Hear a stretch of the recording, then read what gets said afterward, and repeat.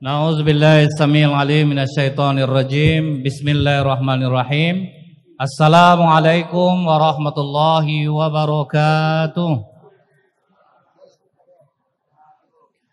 Innal hamdalillah nahmaduhu wa nasta'inu wa nastaghfiruh wa na'udzubillahi min syururi anfusina wa min sayyiati a'malina. May yahdihillahu fala mudhillalah wa may yudlil fala hadiyalah. Ashhadu an la ilaha illallah wahdahu la syarikalah wa ashhadu anna Muhammadan abduhu wa rasuluh. Allahumma salli wa sallim wa barik ala hadzal nabiyil karim wa ala alihi wa sahbihi ajmain. Bapak-bapak pengurus Masjid Raya yang saya hormati, Bapak Ketua DPRD, Bapak Camat, bapak-bapak, ibu-ibu, halim ulama, tokoh masyarakat, cerdik pandai yang tidak bisa saya sebutkan satu persatu. Hadirin hadirat yang semoga kita semua senantiasa dirahmati oleh Allah. Kembali kita bersyukur kepada Allah dengan mengucapkan alhamdulillahirabbil alamin. Bersolawat kita kepada Rasulullah sallallahu alaihi wasallam dengan ucapan Allahumma shalli ala sayyidina Muhammad wa ala alihi washabbihi wasallim. Rasulullah itu Bapak Ibu punya kebiasaan sebelum diangkat menjadi Nabi dan Rasul bertahanus di Gua Hira. Kenapa Rasulullah merenung di Gua Hira ini Pak? Karena posisi Gua Hira itu betul-betul kelihatan Mekah secara keseluruhan. Nah yang direnungkan oleh Rasulullah, akhlak orang Quraisy ini sudah sangat tercela Pak. Dari mulai mereka punya semboyan bela saudara kita, baik dia salah ataupun benar. Itu semboyan orang jahiliyah. Mau salah saudara kita, mau benar, pokoknya bela. Itu prinsip orang jahiliyah. Kemudian kalau mereka berhutang Pak, jaminannya itu sangat tidak masuk akal. Bila saya tidak bisa membayar hutang, akan saya bakar rumah saya. Nah, jadi sampai berlebihan lah. Atau kalau saya tidak bisa berhutang, saya bunuh anak saya. Jadi jaminannya itu terlalu berlebihan. Kemudian pernikahan yang sudah sembarangan, tidak ada batas dalam menikahi perempuan. Begitu juga sebaliknya, perempuan juga tidak punya batas untuk menikahi laki-laki. Jadi kalau perempuannya hamil, nanti disusun laki-laki yang pernah berhubungan dengan dia, nanti dia tinggal tunjuk siapa yang menjadi bapak bayinya. Jadi udah kacau. Itulah yang direnungkan oleh Rasulullah SAW. Yang dipikirkannya masyarakat ini gimana supaya berubah. Kenapa Rasulullah begitu gigih memikirkan agar ada perubahan akhlak di antara orang-orang Quraisy ini Pak? Sebab hati Rasulullah itu bersih dari maksiat. Hatinya itu memang bersih.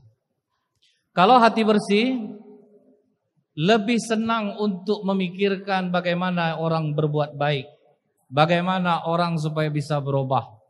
Contoh nih Pak ya, Imam Syafi'i, sebagaimana yang kita ketahui, kalau dia jalan menuju masjid, dia akan tutup telinganya. Disebabkan apa? Segala apa yang didengar bisa langsung terhafalkan. Makanya ditutup kupingnya. Pada suatu ketika dia mengeluh kepada Imam Malik, gurunya.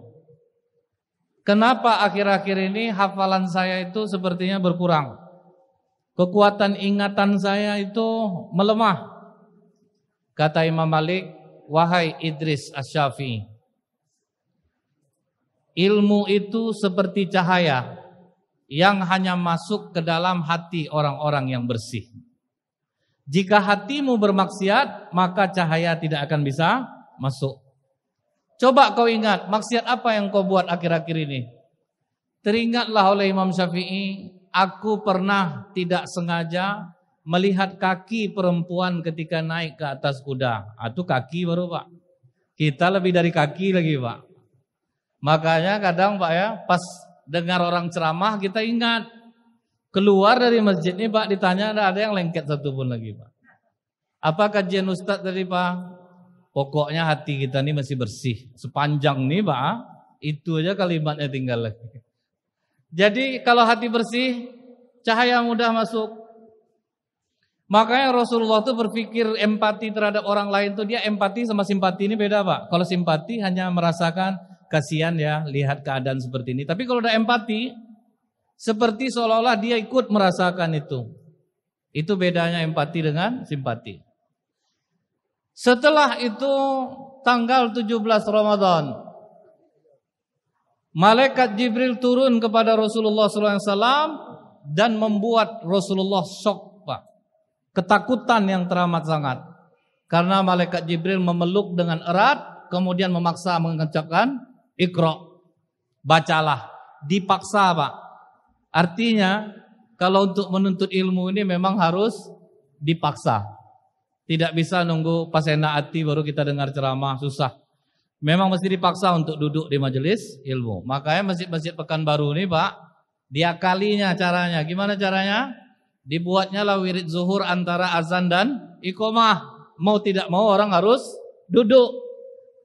Kalau dibuat habis zuhur, Pak, hilang orang, Pak. Dulu Al-Falah Darul Mutakin dibuatnya lah ceramah nyambung habis zuhur. Tinggal 2 kadang lagi, Pak. Itu pun satu-satu tiangnya. Udah segini-gini lah mata, Pak. Apa yang mau diceramah Ustaz tuh lagi? Jadi kadang memang mesti dipaksa. Makanya duduk di majelis ilmu itu pahalanya sangat besar, Pak. Wa banallahu lahu baitan fil jannah min yakutatin hamra'a lahu arba'atuna baban. Saat ini kita duduk di majelis ilmu, malaikat membangunkan rumah di surga untuk kita min yakutatin, dari mutiara yakut yang memiliki 40 buah pintu. Timbul pertanyaan, Bu, kenapa kok sebesar itu? Karena berat, Pak. Duduk di majelis ilmu itu berat, makanya pahalanya besar. Bapak mau ngerti, mau enggak, asal duduk aja di majelis ilmu udah dapat, Pak, bagiannya. Apa kata Rasulullah? Orang yang duduk di majelis ilmu, malaikat mengepakkan sayapnya, memberikan ketenangan jiwa kepada orang yang hadir di majelis ilmu itu. Makanya saking tenangnya, Pak, banyak kita yang tertidur ketika pengajian. Itulah kenikmatannya itu, Pak. Orang, Pak, di rumah udah tidur pakai kasur bagus, hidup AC, enggak bisa matanya tidur. Ini sedang duduk dengan ceramah bisa tidur, Pak. Kan nikmat yang luar biasa tuh, Pak. Jadi kalau Bapak Ibu susah tidur, datanglah ke pengajian. Insya Allah mudah tuh tidur. Saking tenangnya jiwa itu, Pak. Jadi Rasulullah dipaksa sampai 3 kali, Pak. Iqra, aku tidak bisa baca. Iqra, aku tidak bisa baca. Dipeluk keras-keras, sudah sesak napas dilepaskan. Iqra, baru dicontohkan oleh Jibril. Iqra bismi rabbikal ladzi khalaq. Khalaqal insana min 'alaq. Iqra wa rabbukal akram alladzi 'allama bil qalam. 'Allamal insana ma lam ya'lam. Baca dan tulis. Itu betullah kunci kepintaran itu, Pak. Membaca dan menulis. Orang yang tidak membaca 3 hari atau orang yang tidak mendengar ilmu 3 hari, maka hidupnya akan terasa hampa. Makin banyak kita membaca, Pak, makin lapang jiwa kita ini, Pak. Makin mudah kita menerima perbedaan. Tapi kalau kita sempit, Pak, maka inilah yang sering terjadi permasalahan antara kita sesama Islam dikarenakan apa? Sempitnya kita dalam memahami sebuah ilmu. Dulu pernah terjadi, Bu. Ada jamaah minta tarawih ini 11 rakaat. Ini dalilnya. Jamaah yang satu lagi 23. Ini pula dalilnya. Ada yang 40. Ini pula dalilnya. Akhirnya saling memaki dalam masjid itu, Pak. Datang seorang ulama, ditanyalah, apa hukum sholat tarawih ini? Sunat. Apa hukum saling memaki sesama Islam? Haram. Jadi kalian kerjakan yang haram gara-gara yang sunat. Itulah yang banyak, Pak. Jadi banyak kita membaca, maka makin lapang jiwa kita ini, insya Allah. Jadi kita tidak resah lagi, Pak, nengok telunjuk orang goyang-goyang di samping kita aman jadinya. Ini kadang karena sempitnya, Pak, malah saya sholat sebelah Bapak tuh, Ustaz. Kenapa gitu? Telunjuk yang goyang. Ngapa telunjuk orang yang perhatikan? Jadi itu ya, Pak, ya. Lapangkan jiwa kita kalau kita banyak baca. Itu untungnya. Rasulullah setelah menerima wahyu pertama ini, Pak, takutnya minta ampun, lari turun dari Gua Hira. Sampai di rumah Rasulullah memekik, Khadijah, selimuti aku, selimuti aku. Ummul Mukminin Khadijah bukan mengambil selimut, Pak, langsung memeluk tubuh Rasulullah. Hal ini diceritakan Rasulullah kepada Ummul Mukminin Aisyah. Wahai Aisyah, ketika aku menerima wahyu di Gua Hira, betapa takutnya aku melihat Jibril. Aku turun sampai ke rumah, aku memekik, Khadijah, selimuti aku, selimuti aku. Khadijah memeluk tubuhku Aisyah. Tentram rasanya jiwaku nih. Sakit hati Aisyah dengarnya. Udah tuh, muak orang dengarnya. Khadijah, Khadijah, Khadijah, Khadijah. Aku lebih cantik daripada Khadijah. Seluruh istrimu sudah pernah dipeluk laki-laki ya Rasulullah. Aku sendiri yang perawan. Ngamuk Aisyah, Pak. Apa kata Ummul Mukminin Aisyah? Sebanyak itu istri Rasulullah, hanya dengan Khadijah aku cemburu. Padahal aku tidak kenal dan tidak pernah jumpa dengan Khadijah. Saking seringnya Rasulullah menceritakan tentang Khadijah. Apakah Rasulullah membaik-baikkan hati Aisyah? Abang tersilap tadi Aisyah. Kaulah yang paling cantik istri abang. Tidak, Pak. Apa kata Rasulullah? Tutup mulutmu Aisyah. Tidak satu pun di antara kalian istri-istriku ini yang bisa melebihi Khadijah. Dia benarkan risalahku di saat orang mengacuhkan aku. Dia bantu aku dengan hartanya di saat orang tidak mau menolong aku. Jadi jangan pernah kau berkata seperti itu terhadap Khadijah. Itu yang suami itu, Pak. Udah meninggal istri tetap dibelanya. Ini udah meninggal istri pertama, nikah lagi dengan yang kedua. Yang kedua nih terus yang baik nih, Pak. Heran abang nengok adek, Dek. Kalau bikin kopi itu pas betul takarannya. Nggak sama mendiang kakak dulu. Mendiang kakak kadang terpahit, mual bro abangnya. Karena nggak selera makan. Itu, Pak. Karena, Pak ya, kita laki-laki ini rentan kena seperti itu, Pak. Saya masih ingat pernah bapak-bapak kematian istri, itu foto istri dipeluk ya, Pak. Tiap orang takziah itu aja ceritanya tentang istri dia nih. Dalam ilmu psikologi, Pak, air mata itu ada dua. Air mata yang keluar karena bahagia, karena naik rumah baru, karena dapat jabatan, anak lahir, akikah. Itu air mata yang keluar dingin. Kalau orang nangis karena marah, karena benci, karena takut, karena kesal, karena sakit, itu air mata yang keluar panas. Itu ilmiah. Pas saya bertakziah ke rumah bapak nih, bapak tuh menangis memeluk saya. Terasa saya pas di pipi saya dingin air matanya, Pak. Ini bahagia bapak ini. Ternyata tidak meleset, Pak. Sebulan sudah tuh nikah bapak tuh balik. Jadi itu tanda, Pak, kalau orang nangis belum tentu dia sedih lagi tuh, Pak. Rasa air matanya dulu. Kalau dingin tembak aja langsung, Pak. Bapak bahagia ya, Pak ya. Diam aja lah, nanti tahulah orang nanti. Memang itulah tanda ya, Pak. Kemudian apa kata Khadijah? Kenapa kau begitu takut suamiku? Ada apa? Aku melihat sosok tinggi besar memenuhi ufuk timur dan ufuk barat Khadijah. Dia mengepit tubuhku. Dia katakan ini. Disampaikan Rasulullah lah, Pak, ayat yang dia terima tadi. Apa kata Khadijah? Belum pernah aku mendengar kata seindah ini. Aku yakin yang menemuimu itu bukan jin, bukan malaikat, karena engkau orang yang rajin bersilaturahim.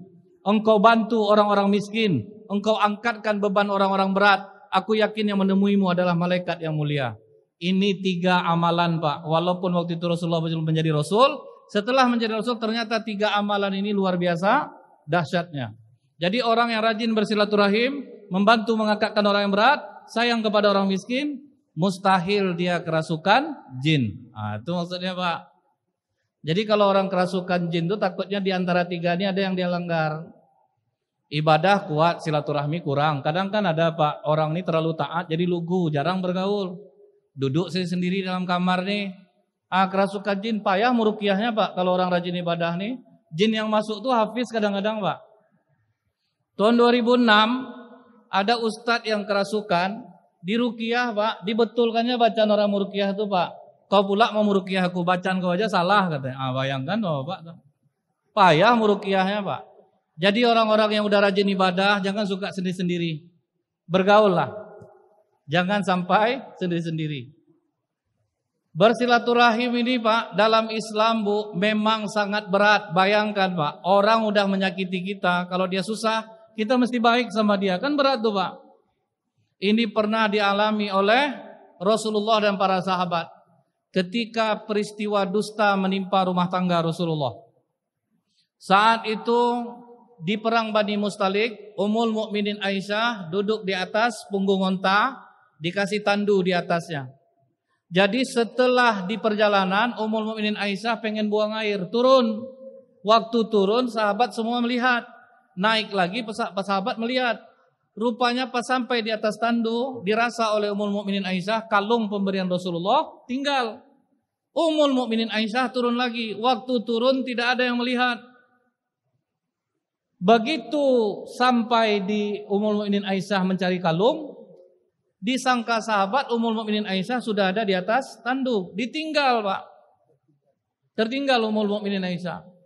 Begitu tertinggal, Ummul Mukminin Aisyah berharap mudah-mudahan ada yang melihat tandu itu dan menjemputnya kembali. Rupanya tidak ada. Dan alhamdulillahnya ada satu orang sahabat yang masih tertinggal di belakang, Safwan bin Mu'attal.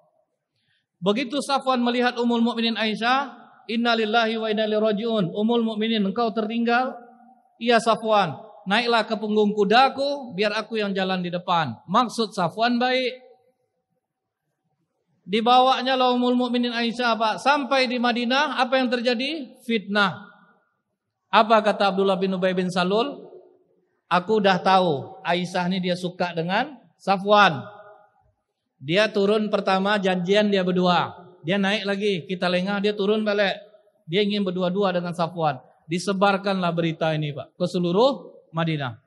Sampai orang-orang yang dibantu ekonominya oleh Abu Bakar, bapaknya Ummul Mukminin Aisyah, ikut juga menyebarkan berita ini. Berita hoax ini menyebar. Netizen zaman Rasulullah, Pak, lebih parah lagi, Pak. Orangnya nampak, kalau di YouTube anonim semuanya, Pak. Tapi kalau di masa Rasulullah, orangnya kelihatan. Jadi Rasulullah memanggil Abdullah bin Ubay bin Salul. Kau punya saksi enggak menduga istri aku ini selingkuh? Kata Abdullah bin Ubay bin Salul, enggak perlu saksi lagi Rasulullah. Dia pertama turun, janjian dia. Habis itu lengah kita, dia turun balik. Memang selingkuh lah dia itu sama Safwan. Apa perlu saksi lagi? Udah nampak dia berdua. Itulah jahatnya Abdullah bin Ubay bin Salul. Solat rajin, Pak, jamaah. Perang ikut, tapi dia paling benci dengan Rasulullah. Jadi ada aja satu di Masjid Raya yang macam ini, Pak. Hancur masjid ini dibuatnya. Apa kata para ulama?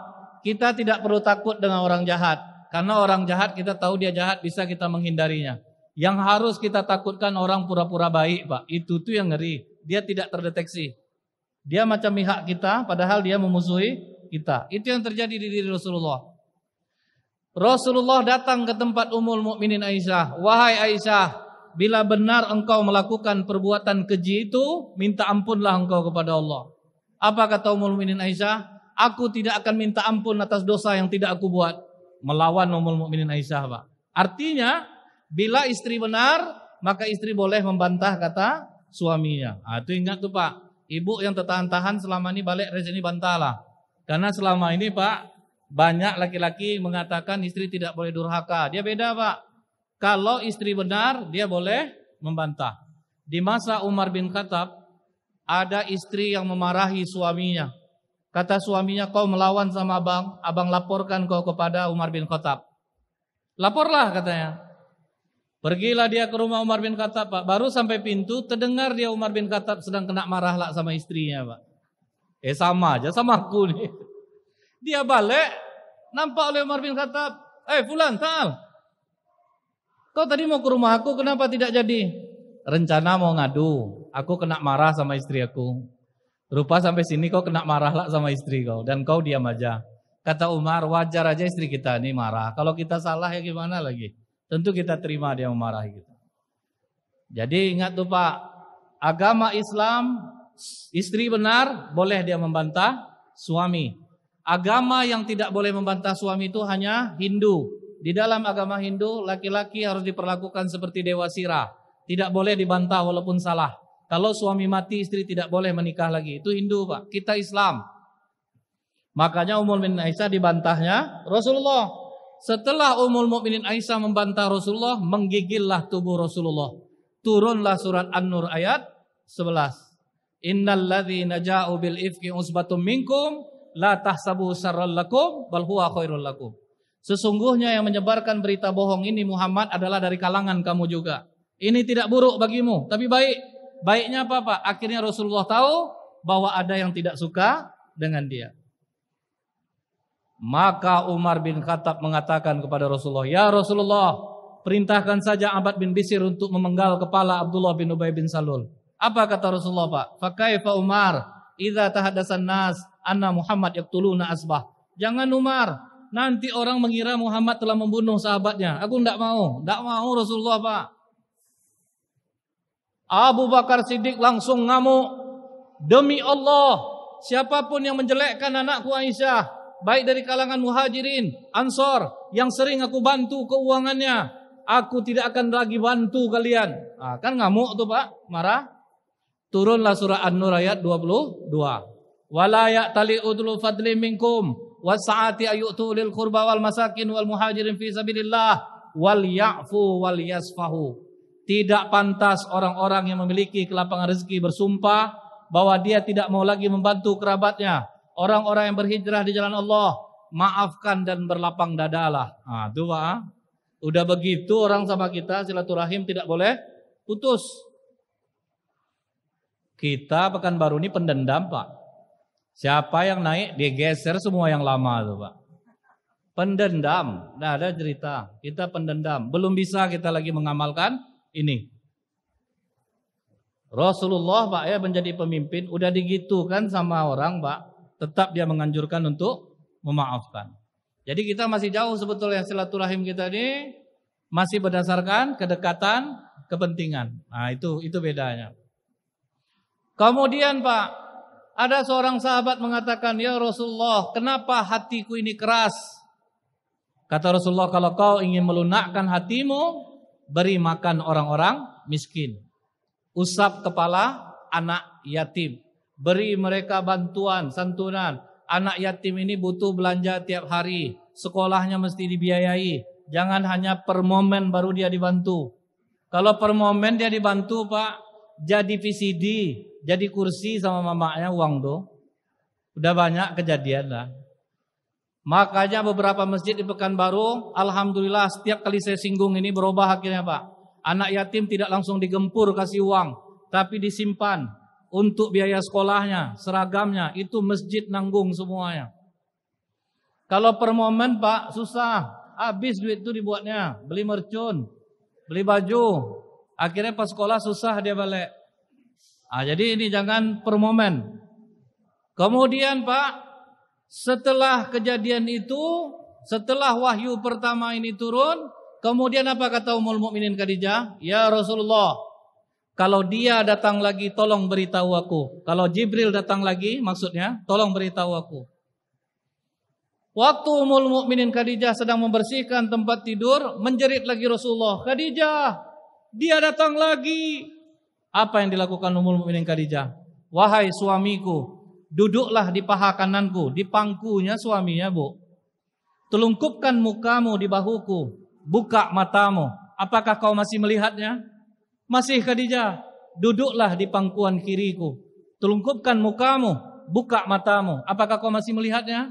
Masih Khadijah. Sekarang duduk di hadapanku, pandang wajahku. Apakah kau masih melihatnya? Tidak Khadijah. Berarti itu malaikat. Itu cara Ummul Mukminin Khadijah mendeteksinya Bu. Jadi kalau suami ibu meracau, buatlah macam ini. Duduklah di pangkuan kanan aku Bang. Telungkupkan muka Bang, buka mata Bang. Masih nampak Bang? Masih deh. Duduk sebelah kiri lagi Bang ya. Telungkupkan mata Bang, buka. Masih nampak? Masih deh. Sekarang duduk depan aku Bang, pandang wajahku. Masih nampak Bang? Dek. Parahlah wajah adek daripada dia. Itu takutnya nanti. Itu cara Ummul Mukminin Khadijah mendeteksi itu jin apa malaikat. Tapi ternyata Bu, semakin maju ilmu pengetahuan, semakin jelas terbukti kebenaran Al-Quran. Dr. Jacques, sarjana ilmu kelautan, yang menemukan laut terbagi dua, yang satu tawar dan yang satu lagi asin. Kedua air ini tidak saling bercampur satu sama lain. Dia bingung Pak, kok bisa air laut itu bertemu tapi tidak bercampur satu sama lain. Kemudian dia pasang alat selam, dia nyelam di situ. Tambah terkejut dia, rupa dari atas sampai ke bawah tidak bercampur satu sama lain. Dan yang lebih mengejutkan dia, di antara kedua pertemuan air itu banyak mengeluarkan mutiara dan marjan. Dia coba diskusikan kepada kawan-kawannya sesama sarjana ilmu kelautan. Mentah, tidak pernah mereka mendengar fenomena ini. Akhirnya Dr. Jacques terbang ke Inggris.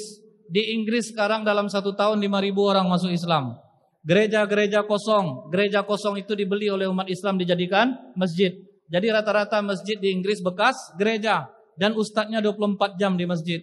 Datang Dr. Jacques bertanya, memperlihatkan foto-foto dia di laut itu. Maka kata ustadz ini, Silahkan Anda duduk. Dibacakanlah oleh Ustaz ini surat Ar-Rahman ayat 19 sampai 23. Marjal bahraini yaltaqiyan bainahuma barzakhun la yabghiyan fabi ayyi ala'i rabbikuma tukadziban yakhruju minhumal lu'lu wal marjan fabi ayyi ala'i rabbikuma tukadziban. Akulah yang membelah laut menjadi dua bagian, kata Allah. Yang satu tawar dan yang satu lagi asin. Di situ ada batas yang tidak terlihat. Maka nikmat Tuhan kamu yang mana yang kamu dustakan. Dan di antara kedua pertemuan air itu banyak mengeluarkan mutiara dan marjan. Maka nikmat Tuhan kamu yang mana yang kamu dustakan. Langsung telungkup Dr. Jekwes, saya masuk Islam. Kenapa Anda ingin masuk Islam? Berarti Al-Quran ini bukan buatan tangan Muhammad. Karena tidak mungkin Muhammad 1500 tahun yang lalu mempunyai alat selam yang canggih untuk mengetahui ini di laut. Sementara dia lahir di padang pasir. Diakui, Pak. Yang kedua, masuk Islamnya pakar jantung dunia, Profesor Dr. Maurice Bucaille, berkebangsaan Prancis. Ketika Mesir menemukan mumi Fir'aun, yang dipercaya oleh pemerintah Mesir memeriksa mumi Fir'aun adalah Profesor Dr. Maurice Bucaille. Profesor Dr. Maurice Bucaille terbang ke Mesir, diberikan tempat khusus untuk memeriksa mumi Fir'aun. Setelah beberapa jam dia memeriksa mumi Fir'aun, dia keluar. Dia umumkan kepada masyarakat Mesir, setelah saya periksa mumi Fir'aun ini, dapat saya pastikan Fir'aun ini matinya tenggelam. Semua masyarakat Mesir yang mendengar ketawa, Pak. Ditanya oleh Dr. Maurice Bucaille, kenapa kalian ketawa? Karena kami sudah lama tahu Fir'aun itu tenggelam, bro. Di mana kalian tahu? Dalam kitab kami, surah Al-Baqarah ayat 50. Diseberangkan Bani Israel, ditenggelamkan Fir'aun. Sakit hati Dr. Maurice Bucaille, Pak. Kok bisa ada di kitab umat Islam yang kutemukan ini? Dia masuk lagi, dia periksa bagian yang memang menjadi keahlian dia. Susunan saraf Ramses V Fir'aun ini yang dia periksa. Setelah beberapa jam dia keluar lagi. Kali ini saya yakin tidak ada dalam kitab kalian. Apa itu, Prof? Saya periksa susunan saraf jantung Fir'aun. Saya memastikan bahwa Fir'aun ini mati dalam keadaan panik. Mati dalam keadaan shock berat. Barulah terdiam masyarakat Mesir. Heranlah Profesor Dr. Maurice Bucaille, Pak. Kenapa kalian diam? Nanti kami ketawa tersinggunglah, Prof, nanti. Itu ada juga dalam kitab kalian. Ada, Prof. Dalam surat Yunus ayat 90. Hatta idza adrakahul gharaq, ketika Fir'aun sakaratul maut, dalam keadaan panik dia berkata, aku yakin dengan Tuhannya Bani Israel. Aku beriman kepada Tuhannya Musa. Itu orang panik. Orang kalau sudah panik yang diingat cuman Allah, Pak. Ada gempa di Jogja, tiba-tiba naik ke atas masjid, anak tato banyak, Pak, azan dia. Heran masyarakat, kapan lah dia bisa azan nih? Itulah, Pak. Orang kalau udah panik yang diingat hanya Allah. Saya mau ke Bandar Lampung, transit di Jakarta. Jakarta Lampung, pesawat turbulen, Pak. Bencong aja zikir, Pak. Ampuni ke ya Allah, ampun. Bayangkan sama Bapak tuh. Jadi orang kalau udah panik pasti yang diingat adalah Allah. Dan yang lebih hebat lagi, Pak, keajaiban yang dialami oleh umat dahulu dalam mereka membaca Quran, sampai hari ini pun keajaiban itu juga akan terjadi. Kita tahu, Bu, Utsman bin Affan radhiyallahu an setiap witir mengkhatamkan Quran. Itu badan tetap kokoh sampai umur 93 tahun. Terjadi di Indonesia, Bu. Bapak-bapak waktu ada acara undangan makan, ditengok oleh ustadz nih, Pak. Bapak nih ternyata makannya banyak, Pak. Udang diambilnya, kepiting diambilnya, kerang diambilnya. Pas duduk ditanyanya ke bapak itu, Pak, bapak makan sebanyak ini di usia bapak sekarang, apa bapak tidak takut penyakit? Tidak ada bapak pantangan. Apa pula tidak ada pantangan, Ustadz? Untuk sekarang ini pantang nampak baru. Pokoknya asal ada makanan, saya ambil aja, saya makan. Memangnya umur bapak berapa, Pak? Coba Ustadz tebak, berapa umur saya? Kata Ustadz ini 50, salah. 52, salah. 53, salah. Saya tidak berani lebih lagi. Bapak pasti 53. Dikeluarkan bapak nih KTP-nya pak. Ternyata umurnya berapa pak? 84 tahun. Perawakan 53 tahun. Ditanya oleh Ustadz Heri Wibowo nih, yang mengarang kitab Agar Dicintai Oleh Allah. Itu kejadian nyata yang dia alami. Apa kata Ustadz ini? Apa amalan bapak sehingga badan bapak sekokoh ini? Kata bapak ini balik bertanya, Ustadz rajin enggak baca Quran? Kata Ustadz ini rajin enggak pak? Masa saya enggak ada baca Quran? Berapa lama Ustadz baca Quran satu hari? Paling tidak setengah jam dengan PD pak. Kata bapak ini 24 jam Ustadz hidup, cuma setengah jam baca Quran. Oh malu Ustadz nih pak. Memang bapak berapa baca Quran? Saya minimal satu hari 4 juz kata bapak ini. 1 minggu khatam. Makanya perawakan dikasih Allah seperti itu. Ternyata hal ini ditemukan oleh Profesor Dr. Masaru Emoto, orang Jepang yang beragama Shinto.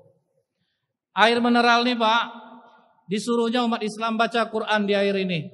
Kemudian dia foto dengan kamera elektron berkecepatan tinggi. Alangkah kagetnya dia. Ternyata kristal air ini ketika dibacakan Quran membentuk bunga segi 5. Disuruhnya baca terus. Dari bunga segi 5 itu muncul 6 tangkai yang sangat indah. Akhirnya dia umumkan di PBB Pak. Tubuh manusia 75% adalah air. Siapa yang banyak membaca Al-Quran, kristal darahnya akan bagus. Dia akan awet. Macam bapak ibu nih lah. Kan udah banyak baca Quran nih Pak. Sampai ragu saya Pak. Macam umur 17, 18, 20. Luar biasa Pak. Pertahankanlah amalan ini Pak ya. Karena waktunya hanya setengah jam Pak. Nanti berlama-lama Bapak payahlah. Lebih kurang saya mohon maaf. Subhanakallahumma bihamdika asyhadu alla ilaha illa anta astaghfiruka wa atubu ilaik. Assalamualaikum warahmatullahi wabarakatuh.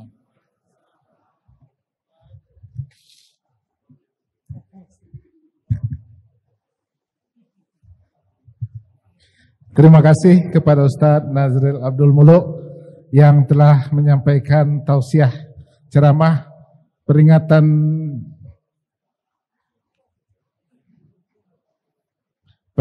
nuzul Quran untuk kita semua. Semoga